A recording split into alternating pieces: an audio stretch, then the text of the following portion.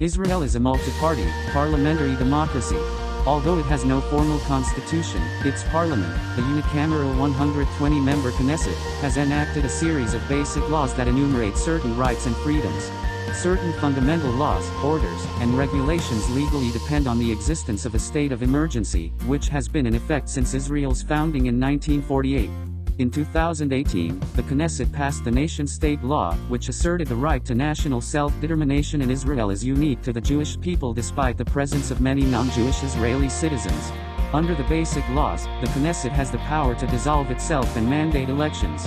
On November 1st, the country held legislative elections for the fifth time in 3 years. The elections were considered free and fair. Under the authority of the Prime Minister, the Israeli Security Agency is charged with combating terrorism and espionage in Israel in the West Bank and Gaza Strip.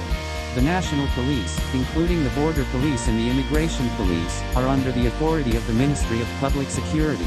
The Israel Defense Forces are primarily responsible for external security, but they also have some domestic security responsibilities and report to the Ministry of Defense. Israeli security agency forces operating in the West Bank fall under the Israel Defense Forces for operations and operational debriefing. Civilian authorities maintained effective control over the security services. There were reports that members of the security forces committed abuses. Significant human rights issues included credible reports of unlawful or arbitrary killings, arbitrary or unjust detention, including of Palestinians in Israel and the occupied territories, restrictions on Palestinians residing in Jerusalem including arbitrary or unlawful interference with privacy, family, and home, substantial interference with the freedom of peaceful assembly and association, arbitrary or unlawful interference with privacy, punishment of family members for alleged offenses by a relative, restrictions on freedom of expression and media including censorship, harassment of non-governmental organizations, violence against asylum seekers and migrants, violence or threats of violence against Palestinians and members of national, racial, or ethnic minority groups, and labor rights abuses against foreign workers and Palestinian workers. The Israeli military and civilian justice systems have rarely found members of the security forces to have committed abuses.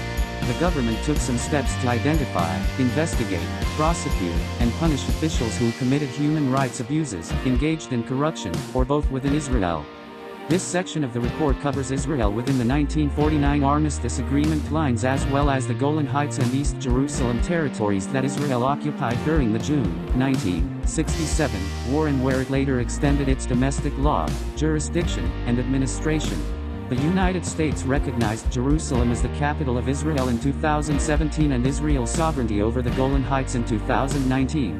Language in this report is not meant to convey a position on any final status issues to be negotiated between the parties to the conflict, including the specific boundaries of Israeli sovereignty in Jerusalem or the borders between Israel and any future Palestinian state.